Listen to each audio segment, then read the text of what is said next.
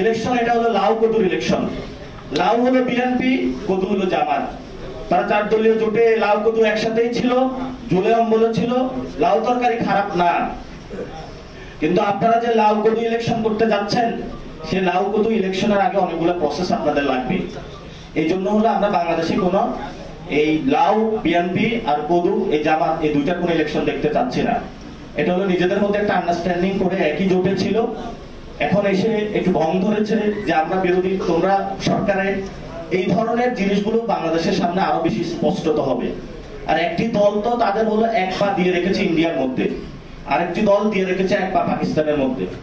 এই জন্য ছাত্রদের মধ্যে বা বাংলাদেশের জনগণের মধ্যে নতুন করে স্লোগান তৈরি করতে হয়, যেটা হলো অনেক দলেই আপনাদের সামনে স্লোগানগুলো নিয়ে এসেছে।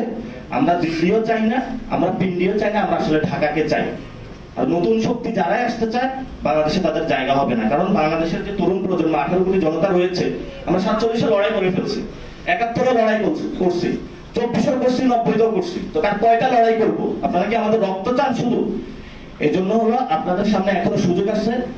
এই যে অপরচুনিটিটা এসেছে, রক্তপাত বন্ধ করুন, কারণ আগামীতে রক্তপাত হলে আপনার সন্তানেরও রক্ত ঝরবে, আপনার যে বাচ্চা রয়েছে তারও রক্ত ঝরবে। সে যদি বাংলাদেশে থাকে, অনেক রাজনীতিবিদ তাদের বাচ্চাদেরকে বাইরে পাঠিয়ে দিয়েছে, যারা সেলিব্রিটি রয়েছে তাদের বাচ্চাদেরকে বাইরে পাঠিয়ে দেয়।